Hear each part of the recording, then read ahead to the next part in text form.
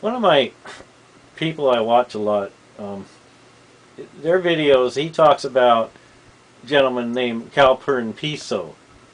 And I think he's quite um, logical about what everything he says. About like it's a figment of the imagination. There's a we human beings, we psychologically create um, a caricature, and then we we like believe that that's a god, or we have a god, uh, a fixation on a god in our mind. And and religion is just from the time of your early childhood, you're taught to believe in non-factual, erroneous teachings that have mostly to do with morality and sexuality, sexual behavior, and being not stealing, or not hurting anyone, or and rules of behavior. So there's codes of behavior in that, which was mostly in school. The religion part of it was all about that, but there was a lot of it that was, oh, there's this mystery, there's this grand mystery, there's this, our Father, there's this, and then there's the Son, and then there's the Holy Spirit. All of the Bible, the teachings of the Bible, the apostles, who they were, what they did, and Jesus, and how his mission on earth, and his crucifixion and resurrection, and then believing in that, and confessing that, and following in along those teachings, then your soul gets saved.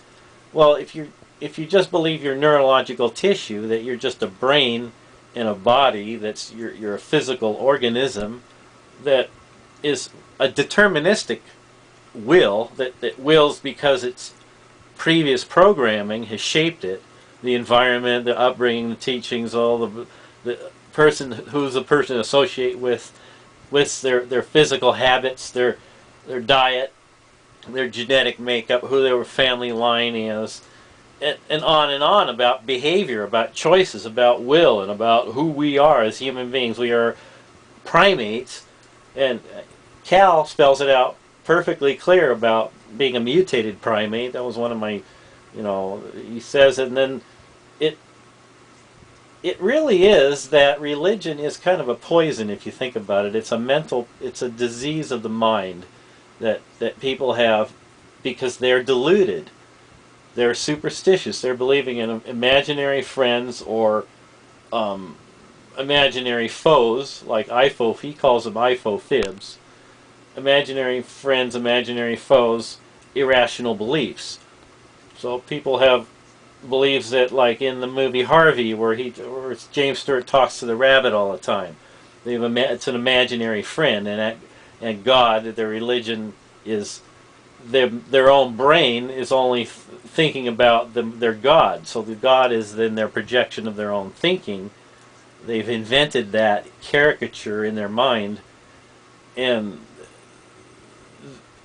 but then you get a hard atheism is a very it's something that I've struggled with. That if the system is deterministic from the ground up, if it's all just billiard balls, ones and zeros, if it's all just a digital system, a inevitably predictable, finite, closed, a digital system, or down, if you reduce it down, reduce it all to its essence of materiality, of what it is at the molecular and the atomic level, what's happening moment by moment in time, then the system has been, then you can't say, well, I have free will, I made the choice, my will, my impet, I am compelled myself through my own, I pulled myself up by my own bootstraps. I am not a puppet of the universe. I am in control of my fate. Well, that is not really true, because you're not really in control of your fate. All your past conditioning and all your learning and all your environment is determining moment by moment who you are and who you can become. You are limited in your capabilities. The laws of physics and in the initial, all of the reducible states of the atom at that one moment in time are that is what you have. Your future is not something arbitrary that you can choose. Your future happens to you. You're carried along on the wave of time, and you're being forced into the future. So, yeah, let me know what you think. Feel free to leave a comment. I'll try to just. How can you die if you're not there? Okay, so let's say eventually you cease to exist, right? Everyone does. So you know your life is going to come to an end and you're going to be gone. Then you won't be there, so you won't know that. You won't be able to experience not being there. So really, that's the problem I have. I keep trying to explain that over and over again about my perception of time. It's my subjective experience of the passage of time, moment by moment, that once that subject goes away and the subject is no longer there to experience the passage of time, then it doesn't matter. Doesn't matter. Time doesn't matter. It doesn't. There's no. It doesn't. You're not there. So if you're not there, it doesn't matter. So it really shouldn't bother anybody. It shouldn't really bother me. I shouldn't say anybody because it bothers me sometimes, which is like, oh, I hope there's a God. At least if there's a God, I can have like an argument with him, or like get angry at him, or like blame him, or like, or cry to him, or laugh at him, or there's someone there. But if there's no one there and it's just a figment of my imagination, then I might need to get mental help. I might need to see a doctor. Because I'm making up something out of my own mind. Now you can believe that there could be a configuration of energy in space in the past or in the future that leads up to, or is that some kind of a divine being.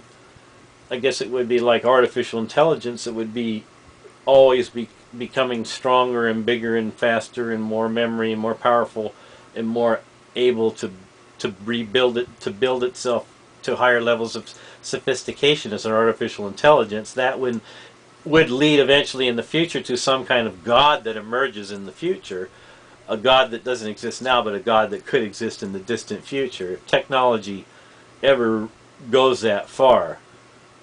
But I don't know. Maybe that's a crazy idea. Let me know. That was talked about in Frank Tipler's book, The Physics of Immortality, where he mentions the Hebrew Bible that God is saying to Moses, not I am that I am, but I will be that I will be. It's a God that doesn't exist in the present, but will exist in the far future.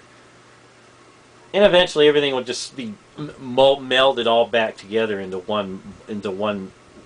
the singularity where everything started from.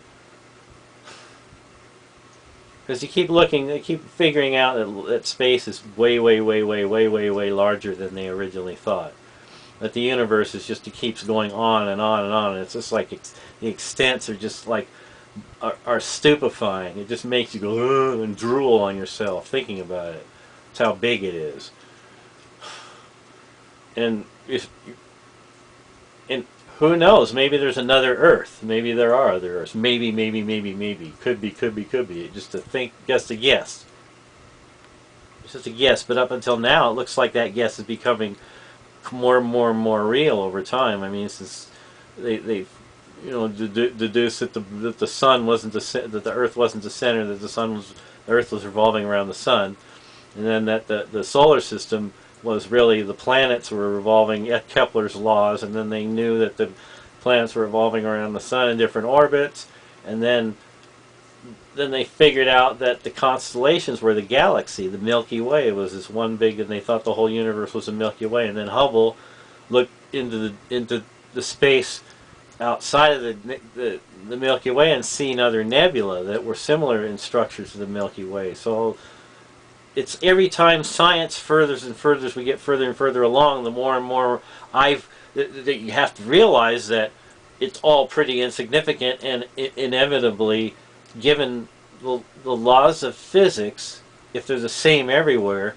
and it's as vast as it appears to be through the data, if it's that huge, then why so ridiculous a notion to say that it could repeat? There could be another copy of you, just like Max Tegmark says, on another planet that's doing exactly the same thing, but everything's a little bit different. In some worlds you were never born, some worlds you're dead, some worlds you're you met Peggy Sue at the dance under the sea. Some worlds you didn't. Some worlds you were fired from your job. Some worlds you went to jail. Some worlds you did all these. You were the same person. Were doing all these different things.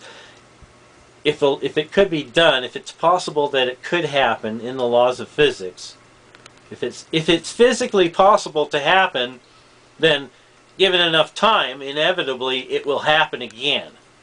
If it's a finite system.